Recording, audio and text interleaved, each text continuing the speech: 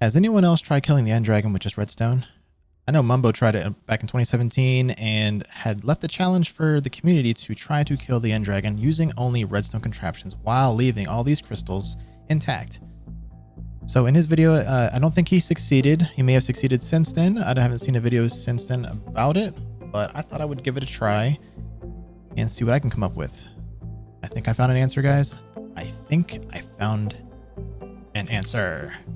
So here we go. We're going to summon the end dragon. We're going to use these crystals and pop them on the bedrock here. And then we're going to launch our contraptions here and see what happens. We're going to make sure all of these end crystals respawn. I haven't destroyed any right now, but we're going to just make sure that everything gets put back the way it's supposed to be.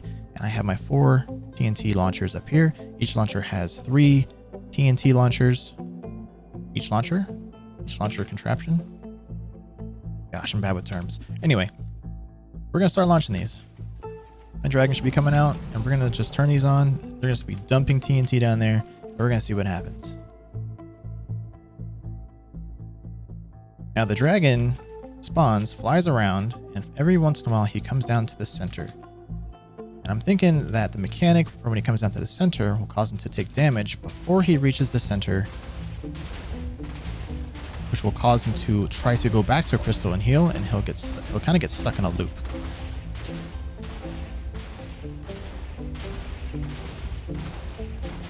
Oh my dear, I destroyed the end crystals before they can spawn the end dragon. Alright, we'll have to fix that and relaunch all these bad boys. Alright, so here we are again, going back to the center here to make sure that we actually have the end dragon spawn before we turn on our TNT launchers. Before we turn on the first one, we have to wait till the dragon actually spawns. So if we interrupt that process, yeah, we're gonna have to go farm some more end crystals. Of course, I am in creative right now, so just to demonstrate this. So if this was in survival, I'd probably have a platform built up here and all of these linked together so they can be turned on at the same time or approximately at the same time. We're gonna wait till actually see the end dragon this time before. There we go. Now we're going to turn these on.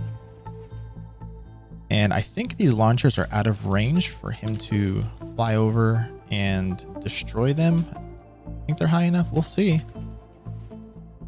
In some of the testing, this is I've never seen him fly this high. Whenever I fought the end dragon in survival, I've never ever seen him fly that high. I've also never seen him fly below the end portal in the center.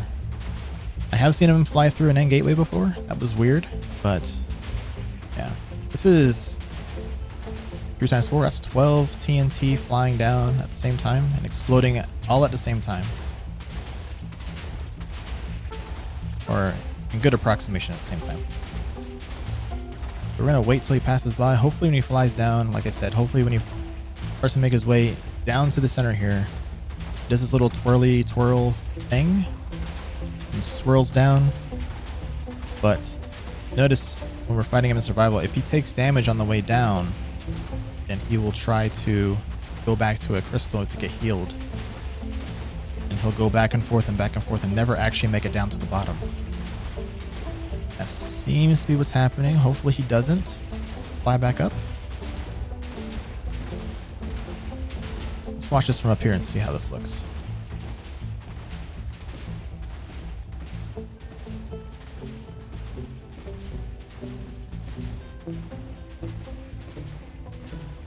Yeah, guys, I honestly think Mojang should probably fix this. If he's taking too much damage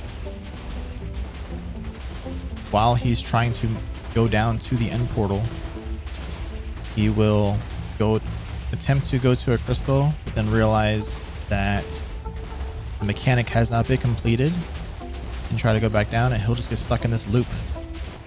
I will say, if I have to make any adjustments to these cannons, it is to have them placed in such a way to where the TNT explodes a little bit higher. I feel like he could be taking more damage, or have it staggered. Maybe have one of these. Maybe have the one block higher, that one 2 blocks higher, and that one 3 blocks higher. I don't know.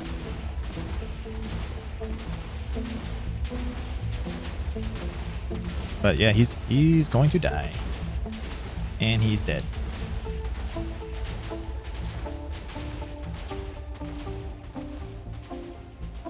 Gonna make sure he dies first. There he goes. Here's the noise that we all like to hear at the end.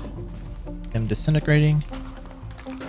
And yeah, let's take a quick look at this redstone contraption up here so you can see how it is. I have this lever here so you can turn it off. So up here we have a hopper clock. You can put any item in there to trigger the comparator. It'll work.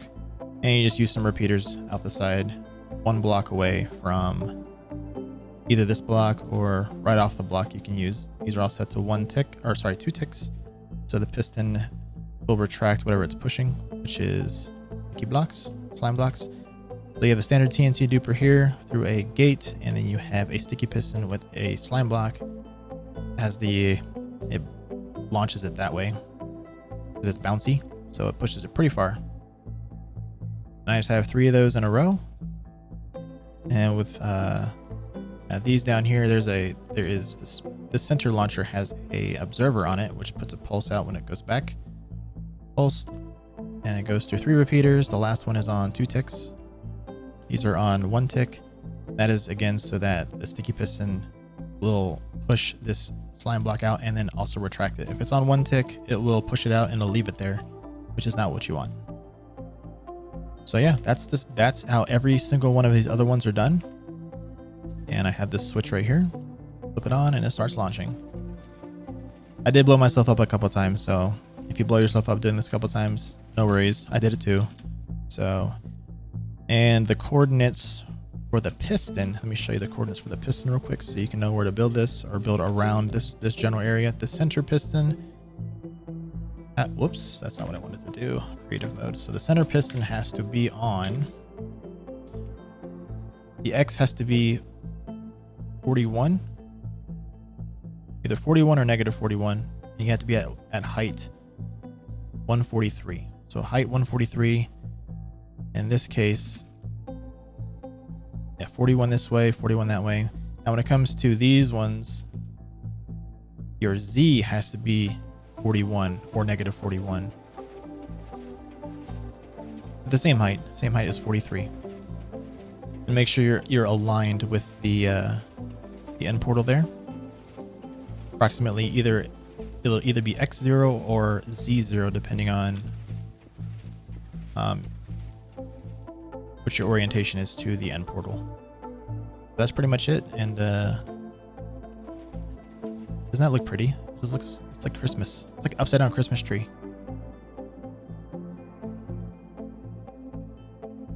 And that is how you beat the end dragon with redstone. It's not an insta kill, but it does kill the end dragon, leaving all the crystals up and using just redstone. So that's it for this video. I am Linuxia, and we will see you in the next one. See ya.